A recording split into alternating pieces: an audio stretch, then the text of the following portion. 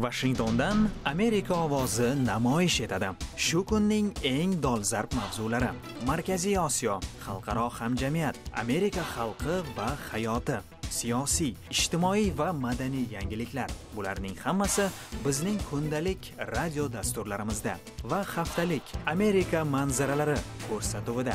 Shuningdek, internetdagi sahifamizda. Amerika ovozi xolis, tezkor va ishonchli axborot manbai. Bugungi dasturimizda O'zbekiston mintaqaviy yetakchi sifatida oyoqqa turmoqda. Prezident Mirziyoyev Washington nazarida qanday rahbar? AQSh Davlat kotibi muovini bilan suhbat. Dunyoning bu qismidagi siyosiy, iqtisodiy va ijtimoiy manzara. Tafsilotlar bilan Washingtondagi studiyamizda Navbahor Imamova. Assalomu alaykum. Amerika xalqi va hayoti, tashqi siyosati va global mavzular haqidagi dasturimiz huzuringizda. AQSh Davlat kotibining siyosiy masalalar bo'yicha muovini Tomas Shennon Amerika ovozi bilan maxsus suhbatda nafaqat O'zbekiston va Markaziy Osiyoga nisbatan yondashuvni tushuntirdi, balki Afg'oniston, Pokiston va global ahamiyatga ega mavzular haqida ham gaplashdi.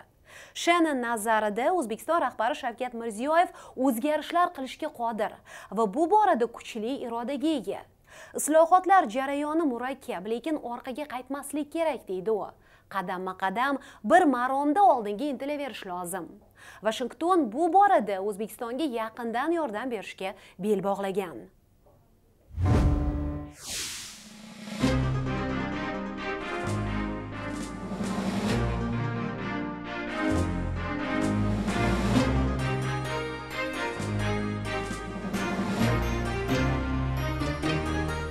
It's wonderful.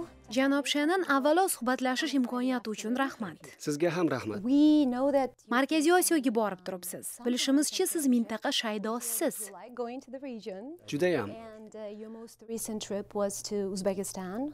So'nggi marta borganingizda Toshkentda Afg'oniston yuzasidan o'tgan anjumanda AQSh delegatsiyasiga boshchilik qildingiz. Afg'oniston borasida yig'in ko'p va muloqot keng. Toshkentdagisi nimasi bilan boshqacha? But there are other platforms too, so how is this different than others? The important thing about the Tashkent conference is that it's linked to the Kabul process, and especially to the offer made by President Ghani to the Taliban to sit at the peace table in Afghanistan. Toshkent anjumani Kabul protsessi degan jarayon bilan bog'liq. Prezident G'ani Tolibonni tinchlik muzokarasiga chaqirgan va afg'onlar, birodarlar orasida murosa qilish maqsadi aynan shu platformada muhokamada. Toshkentdagi yig'inning muhim jihati shuki, unda aynan shu maqsad haqida gap ketdi. Kobuldagi muloqot Toshkentga ko'chdi va xalqarolashdi.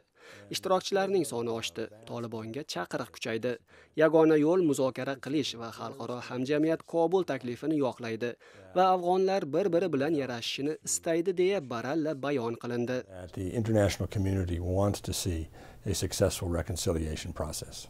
But is the international community on the same page when it comes to Lekin xalqaro hamjamiyatning o'zi Afg'oniston borasida yakdilmi? Ko'plab ishtirokchilar o'zaro ziddiyatdagi tomonlar. No, listen, it's a great question. Many countries, especially Afghanistan's neighbors, have different interests in Afghanistan. But I think all of the participants understood the importance of peace in Afghanistan. To'g'ri, o'rinli savol. Ko'plab davlatlar, Afg'onistonning qo'shnilari Afg'onistonda turlicha manfaatlarga ega, lekin hamma tinchlik istaydi, murosa qilish muhim ekanini biladi. Hamma o'z manfaatlarini himoya qilishi uchun mamlakatda barqarorlik tomon yetaklovchi qadamlar tashlanishi kerak. Menimcha, bu anjumanning asosiy yutug'i O'zbekiston mana shu dolzarb masala muhokamasini ochiq va keng maydonga aylantirdi. Davlatlarni o'z manfaatlaridan kelib chiqqan holda muloqot stoliga olib keldi.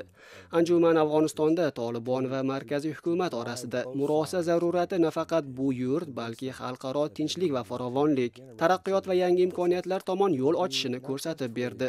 Ayniqsa xavfsizlik masalasiga urg'u berildi. A degree of stability and peace and then prosperity open opportunities for other countries to benefit from that, but especially to address security concerns. So do you think countries like Sizningcha Pokiston, Rossiya, Xitoy, Hindiston, Afg'oniston va qolaversa Markaziy Osiyoning 5 davlati bu borada bir yoqadan bosh chiqara oladimi? Aytishga har doim oson. Albatta. Kelishmovchiliklar talay ular orasida. And this is the challenge of diplomacy. It's the challenge that we face. It's the challenge that the Uzbek government and the other Central Asian countries face. And this is, it's an Uzbek-hosted event, and in many ways an Uzbek-conceived event. Diplomatik sinov bu. Masala va vazifa shunda. O'zbekiston va Markaziy Osiyoning boshqa davlatlari uchun ham shunday. Bu anjuman O'zbekiston tashabbusi va uning mehnati mahsuli. Markaziy Osiyo bir ovozdan quvvatladi uni. Afg'oniston tinchligi naqadar muhim ekani tan olindi. Demak, umid bor. Biz barcha hukumatlar bergan so'zining ustidan chiqishi uchun harakat qilamiz. Chiqmasa nega deb o'rganamiz. Afg'onistondagi urush qanday olib borilishi kerakligi yuzasidan yakdillik yo'q edi. Bugun biz urushni emas, tinchlikni muhokama qilyapmiz. Murosaga qanday erishish yo'llarini. Afg'onlar nima qilishi kerak? Xalqaro hamjamiyat nima qila oladi? And this is where the international community can play a meaningful role. Xo'sh, endi nima? Keyingi konkret qadamlar nima? We're in the process of consulting with our partners right now about this. Obviously, Tomonlar o'zaro maslahatlashmoqda. Hamkorlar bilan muloqotdamiz, jumladan Markaziy Osiyo davlatlari va xususan O'zbekiston bilan. Toshkentdagi anjumanda hammamiz bir-birimiz bilan gaplashib oldik. Keyingi qadamlar ustida ishlayapmiz. And so we're looking at what the next steps could be and should be. Prezident Shavkat Mirziyoyev bilan bir necha bor ko'rishdingiz, gaplashdingiz. Qanday rahbar u nazaringizda? I think he's done remarkable things in a very short period of time. And he has opened Uzbekistan to engagement with its neighbors in a remarkable way, and a way that I think has radiated very positively in the region. Qisqa davrda katta ishlar qila olgan lider O'zbekistonni qo'shnilarga ochdi va mintaqa unga ijobiy javob berdi. Afg'oniston anjumani uning mintaqaviy faolligining yaqqol isboti. Masalani o'z tashabbusini xalqaro maydonga olib chiqdi va olqishlandi. Biz Mirziyoyev bilan keng strategik muloqot olib boryapmiz. Hamkorlik kengayishi uchun zamin hozirlayapmiz. Nazarimda u a'lo darajali sherik. So from our point of view, he's proven to be an excellent partner. Bilasiz, O'zbekiston islohotlar jarayonida cheksiz yordam va quvvatlovga muhtoj. Bu borada O'zbekiston rahbariyati bilan gaplashgansiz. Keng qamrovli uchrashuvlar o'tkazdingiz. Siz boy tajribaga ega diplomatsiz. AQSh dunyo bo'ylab turli davlatlarda islohotlar jarayonini qanday quvvatlab kelganini bilasiz. Amerika islohotlarda yordam beraman deb chiqqanida nimani eplaydi-yu, nimani eplay olmaydi? You know, that's a great question. I mean, to begin with, our reform efforts have the greatest impact when we have a partner to work with.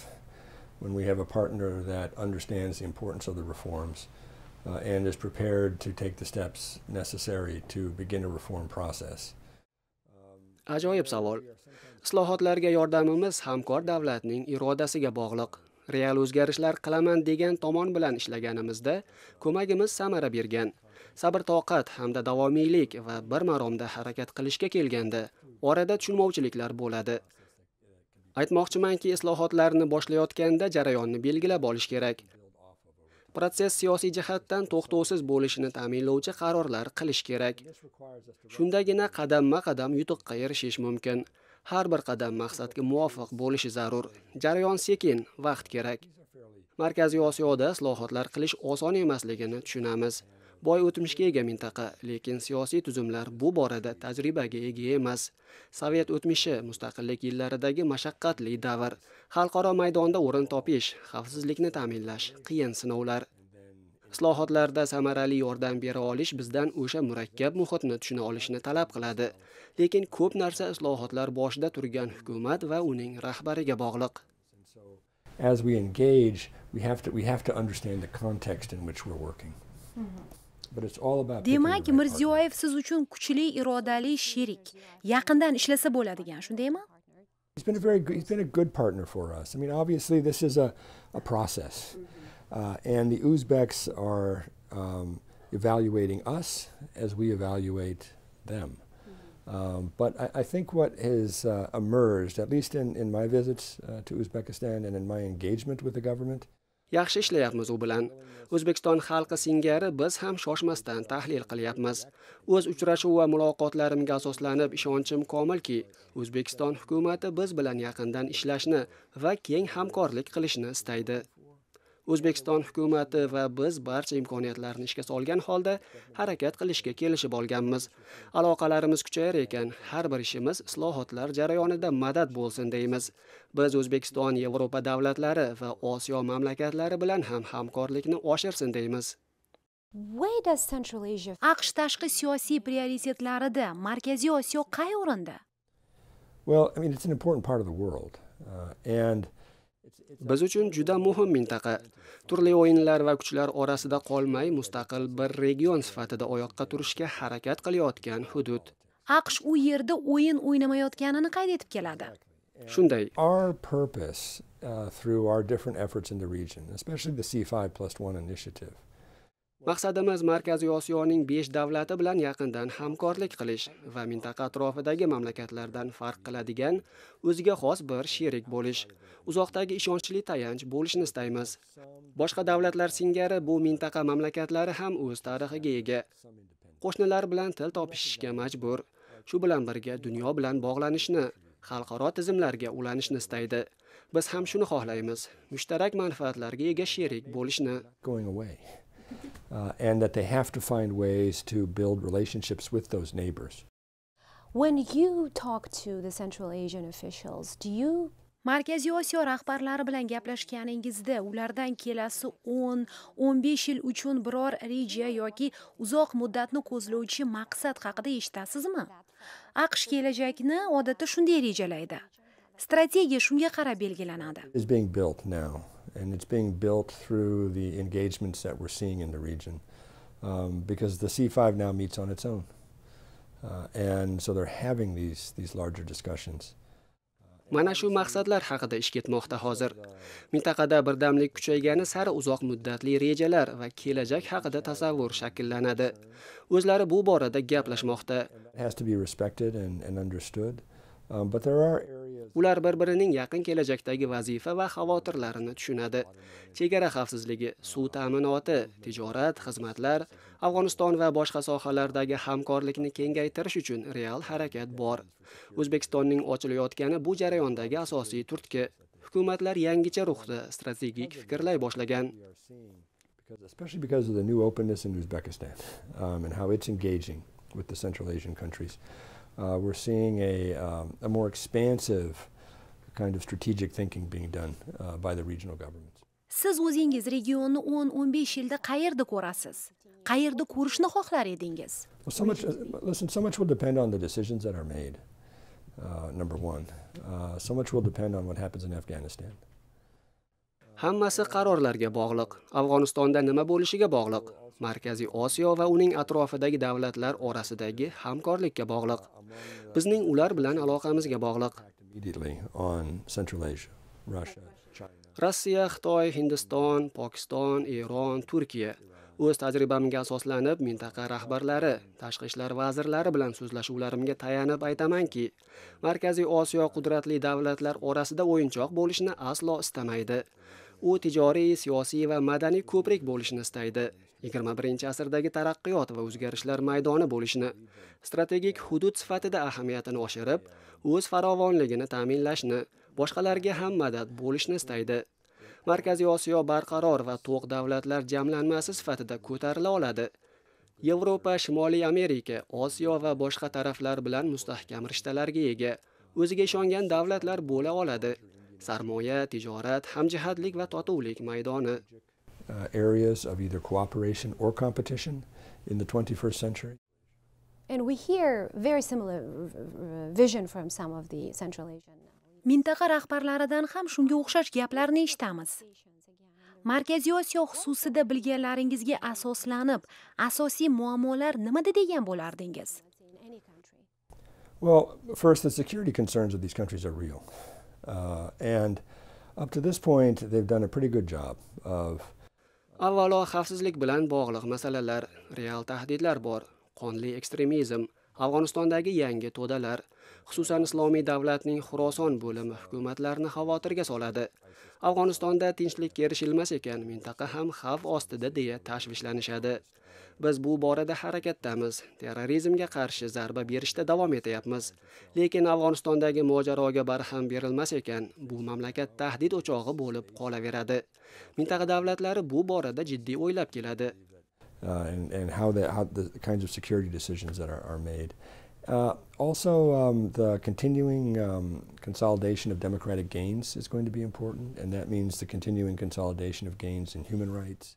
Yana bir vazifa demokratik harakat qilish. Shu paytgacha erishilgan yutuqlarni boy bermaslik, inson huquqlari, mehnat huquqlari va oshkoralik ta'minoti hamda siyosiy erkinlik tomon intilish. Biz demokratik o'zgarishlar tarafdorimiz va ularni qo'llab-quvvatlaymiz. Demokratiya va huquq targ'ibotini davom ettiramiz va buni sheriklarimizga dangal aytamiz. With us means when it comes to democracy and human rights. What can they expect from the US? Janob Shennon, yordam uchun ajratiladigan mablag' kamayib bormoqda. Mintaqa uchun ayniqsa. Nima kutish mumkin real madad sifatida? Well, I mean, actually, there has been, especially on the security side, but there's more we can do, and there's more we should do.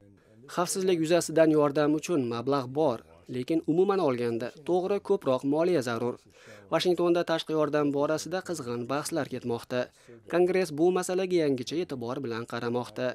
Aynan nima sohada yordam pulini oshirish kerak? Byudjetlar hajmi yuzasidan debat ketmoqda. Markaziy Osiyoning ahamiyati tan olinib, u yerdagi manfaatlarimiz yo'lida qancha sarflash kerak? Rolimizni boy bermaslik uchun nima qilish kerak? Yaqin va uzoq muddatda nima qilmoqchimiz? Mana shular borasida bir qarorga kelishimiz kerak. You mentioned Afghanistan as being one of the, Afghanistan being the source of concern for Central Asians. Pakistan is also mentioned as a source. Afg'onistonni tahdid o'chog'i dedingiz, Pokistonga ham xavotir bilan qarashadi. Bilasiz, yaqin o'tmishda u yerda o'zbek jangarilar ko'p edi. Pokistondan hamon ularning faoliyati haqida eshitib turamiz.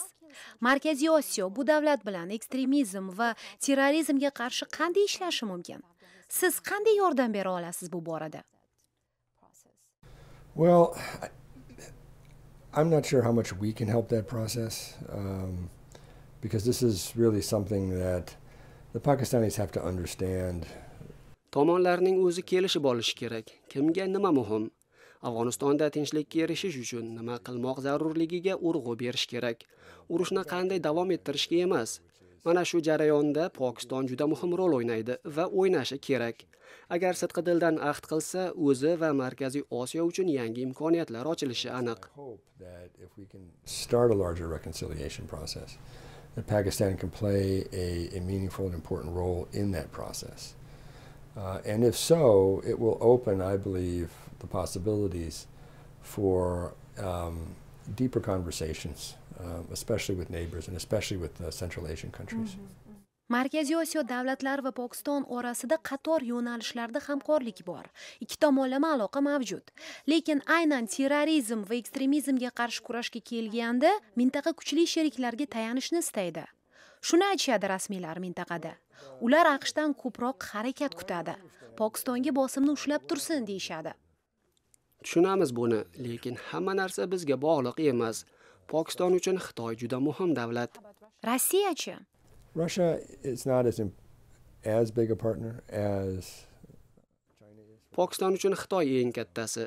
Rossiyaning mintaqadagi tarixiy roli ziddiyatli, lekin biz Rossiya bilan ham dunyoning bu qismi yuzasidan keng muloqotga shaymiz. Very prepared and would be very happy to have a larger conversation. Rossiya Afg'onistonda faollashib borayotgani sizni qanchalik xavotirga soladi? It depends what they're doing. Nima qilayotganiga bog'liq.